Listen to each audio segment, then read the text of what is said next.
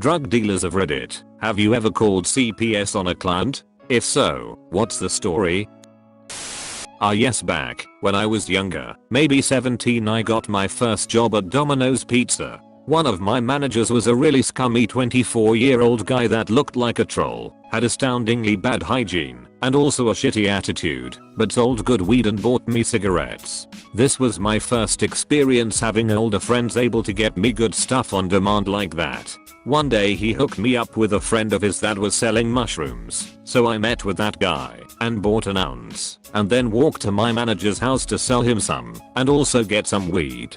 So turns out him and his similarly aged sister, who has a 1-year-old baby, both live in makeshift bedsheet bedrooms in the basement of the tiny house. They smoked inside, windows closed, cats everywhere, bugs everywhere, weird gross sour smells coming from all areas. Everything gross. Their mom was home, but she was senile and addicted to painkillers, as well as the sister.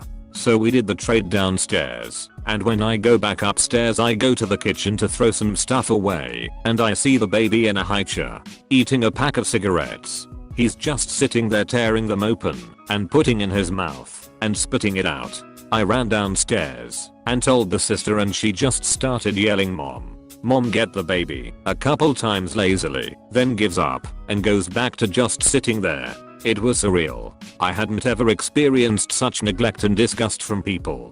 I left and waited 2 days to call CPS because I didn't want my manager to know it was me who called. I know the kids got taken away and she went to live with a different family member, or at least that's what I was told. How anyone could have a child to just neglect them like that, it really makes my heart ache. Drug-induced apathy maybe? Just barely functioning as a human. Honestly, they just become inhuman after a while. My sister completely abandoned her own children without a care in the world. Before she became an addict, she lived and breathed for those girls. It's like a switch flipped and turned off her empathy and ability to feel any kind of guilt. Crazy how fast I sent from giving her spare keys to my place / my bank card pin to voluntarily offering to testify against her to keep her from getting her children back, because I knew for a fact she was absolutely not clean. The shit is still unreal to me, and it's been years. It's like heroin just disables a part of them that made them human. I'm sure it has to do with completely taking over the reward system. Humans do get some kind of redemption out of empathy. Empathy would spark dopamine in your brain, and the joy of helping someone would probably create some kind of activity in the opioid receptors. A euphoria / sense of well-being for you and your loved ones. Same goes for serotonin. When you hijack the system, that gives you dopamine and euphoria / sense of warmth, happiness and well-being for taking care of yourself, your loved ones and your surroundings. All your other responsibilities go out the window. You live for the overpowering joy of the substance. This isn't the case for everyone. It isn't the case for all drugs. There are many factors in drug addiction. A research shows that it's not necessarily always about the chemical hook. It's usually about escapism. Solving drug addiction isn't the root of the problem. Drug addiction can cause problems, but it is not the problem. The problem is a decline or continuous lack of well-being in areas of one's life. When I was selling to her, a lady shook her crying baby in front of me. I wigged out, took the baby, dumped $500 worth of cocaine and heroin, and called 911 from my car. She didn't put up a fight until the cops came to arrest her. She tried to sue me for kidnapping. Definitely not the best strategy for me. I was 18 and addicted pretty bad, but when the baby saw a doctor under state care, he was covered in bruises, a couple of burns, and had 2 broken ribs already. I'm convinced she would have killed him. He's 10 now and happy and thriving. The whole experience and legal battle when she tried to have me charged with kidnapping is how I got sober. I think you and that baby both saved each other. That's a good way to put it. He was already on heroin and cocaine. When you're that far down the tunnel, you need a dramatic example to shake you out of apathy. Thank you so much for caring about that poor baby more than you even cared about yourself in that moment, and especially more than that mother ever did. You gave that little boy life. If I had coins, I'd give them all. Addicts aren't bad people. Most of us just got lost. I used to deal way back when I was a hot mess in an extremely abusive relationship. I called CPS on not only one person, But 6. The one that sticks with me most though, not only because of the severity, but because I called twice, was this couple who used to pick up from me at a laundromat and we ended up seeing each other often enough I felt okay to go to their place. I was so fucking floored when I stepped through that door. I kid you not, they had taken up all the carpeting in the house and had torn down the walls to get at the copper wiring and pipes. They had no electricity or running water. There was nothing in that house except for some sleeping bags in what used to be the living room. And then I noticed a nest of blankets with bright blue eyes peering at me over the pile and realized that there was a toddler and a small child no more than 5. Until this point, I had never seen nor heard them talk about having kids. The poor kids were filthy and obviously malnourished. The house stunk of meth so badly I gagged. I couldn't believe it. I guess the look of shock was super apparent on my face because the dad said they were squatting and introduced me to their kids. I made some small talk and then left. The phone was ringing for CPS. Before I closed my car door, I gave them the address and let them know the conditions of the home, and they were squatting with 2 small children. Gave the names of the parents as I knew them and the names of the kids. They ended up going to jail for the squatting and the kids went to live with a relative. They ended up contacting me back to sell to them after they were bailed out of jail and I never responded. However, the guy I was with at the time ended up selling to them and they were living in a field in a tent with the kids. I got into a huge fight with my boyfriend over it and was so disgusted he still sold to them. I ended up calling CPS on them again. From what I heard from other people that knew them, the kids were taken permanently after that, and about a year later the mom ended up going to prison for attempted murder and the dad went to prison for check fraud some weeks after that. Edit. I should have mentioned that I sold weed, shrooms, X, and acid. This was a long time ago, and I've since gotten clean and started my own family. But there was a girl I knew who was homeless with her newborn son. On Easter weekend, I was walking on this trail to go meet with some people to sell them a sack. It started raining and that, of course, made me mad. There's these bridges that cross over the top of the trail and lots of kids gather and smoke or get spun under the bridges. And that's where I found her. She was passed out drunk with some random guy under the bridge while her newborn baby sat strapped in his car seat in the rain. He wasn't under the bridge. He was crying and he looked dirty. I didn't have any children at this point, but I panicked seeing the little guy. I grabbed him, dropped all the shit I was supposed to be selling, and walked off the trail and up the couple blocks to the police station. I told them what happened and where I'd found him. CPS took him, and he ended up getting adopted. This is a sad story, but I'll tell it anyways, because it was the past. There have been so many stories, but this one takes the cake. It's the reason I stopped selling and turned my life around. I must have been 16 or 17 at the time. I was in high school, also had a part-time job at Dairy Queen, and on top school and regular job, I was selling crack and heroin. I was also selling weed and cigarettes at school. This story involves a heroin and crack user. At the time of this incident, I've already been selling hard for about 1 or 2 years. Profit was pretty good. I'd say around $300 per day on average, which was great for my age, but I spent money as fast as it came. I was young and I was dumb.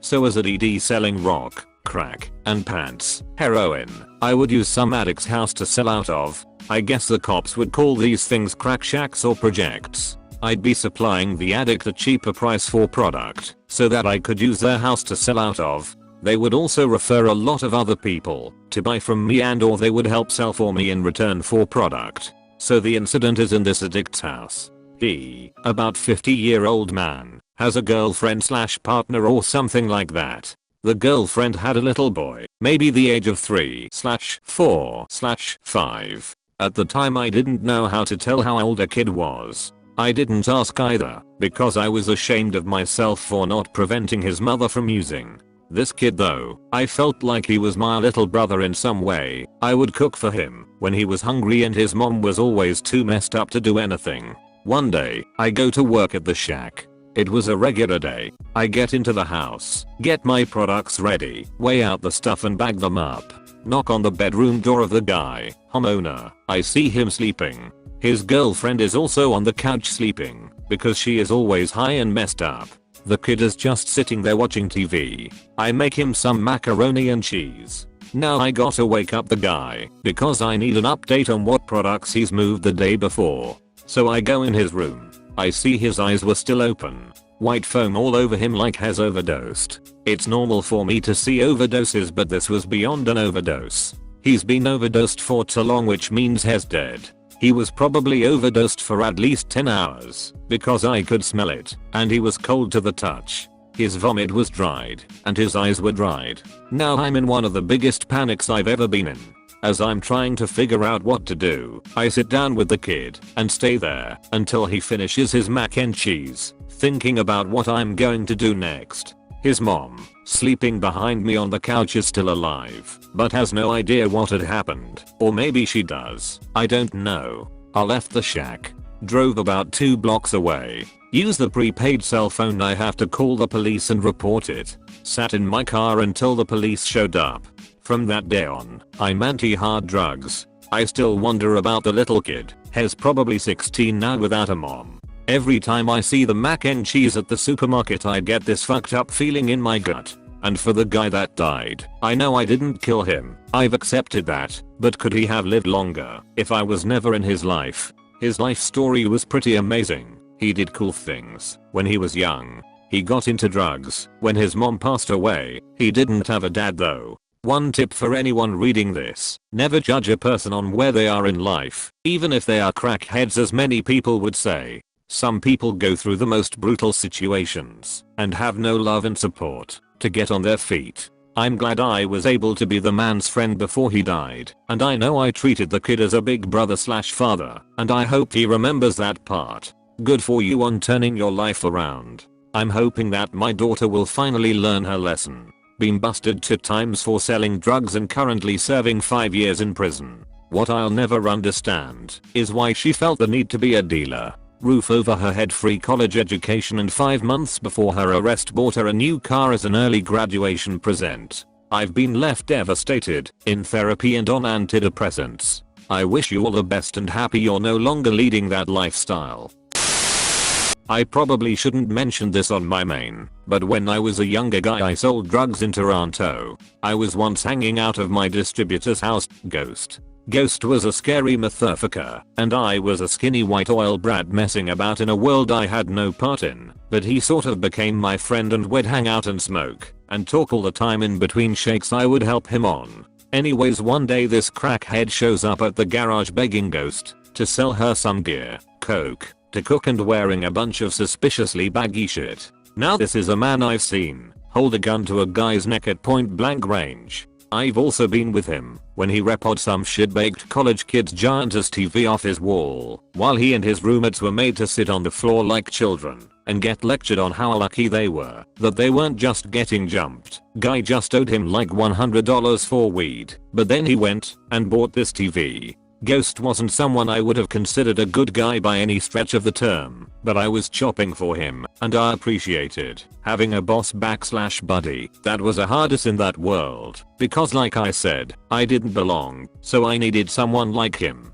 So anyways, Ghost opens the garage and instantly tells her she shouldn't be there and how he knows she's pregnant. It was his cousin's baby and won't be selling her anything but weed anymore. She flipped out/begged, saying she was gonna get an abortion, so it didn't matter. He just shook his head and pretty much said it wouldn't be happening, and what's more, she wouldn't be buying off anyone she knew anymore, as he was gonna chat with them all. He was well connected, and like I said, kind of scary /crazy. She pretty much told him to fuck off, and then walked off down the street cussing him out. Ghost shakes his head, gets up, pulls out his phone and starts making phone calls for like an hour, explaining how if he catches anyone selling to his cousin's baby mama anything other than weed, he'd put them in the ground for making his baby cousin a crack baby. Literally everyone agreed not to sell to her, and he hung up. Then he told me to get in the car as we'd have to go visit these people now. Great. He said that them saying they wouldn't mean shit unless he at least showed up at a few of their places to make his seriousness about this more clear. I expected him to be a crazy aggressive dick to them, but he actually offered them all deals next time they got off him. He distributed to everyone in the area at some time or another and got everyone smoking J's, talking all consciously about how crack is what creates the cycle for hood kids and that just because someone has to sell the stuff doesn't mean you can't think about who you sell to. Anyways, obviously this chick still tried, but she ended up having to get an hour bus ride across the city to find someone who could sell to her. So Ghost finds out a couple days later when someone told him at the garage while we were all hanging out, and then right then and there this motherfucker starts taking screenshots of his own messages with her from a while back when she's buying shit off him, crafts an email on his phone, and send the evidence on himself to sis with a report about her buying drugs and how he knows because she's bought off him and tried to do so again since she got pregnant. He said they don't press charges or pursue like cops, but damn, I wouldn't have been that confident. Guy threw himself under the bus to make sure her report was properly followed. Anyways, I've been gone for years and years now, but I still have Ghost on FB, and he's not only not a dealer no more, he started a record company and legal weed business, but he's constantly posting pictures hanging out with his baby cousin in the studio, and the mom's even in some of the photos, and I can't guarantee, but she looks not only clean, but downright healthy and well dressed too, so she clearly turned things around and now has this deep friendship with Ghost, as well as the baby has a father figure. Ghost's cousin dipped. I also know Ghost quit selling shortly after that report and transitioned to legitimate business as he got eated out and thought he was the focus of an investigation due to unmarked cars outside his house a bunch of times after this, which I suspect is from the report, and that sis did in fact hand the evidence onto the police. It was the single most unexpectedly commendable act I've ever witnessed. TLDR, drug dealer / distributor threw himself under a bus and dedicated himself to stopping a pregnant chick from buying crack off people. Like and subscribe for more videos like this one, and have a beautiful day.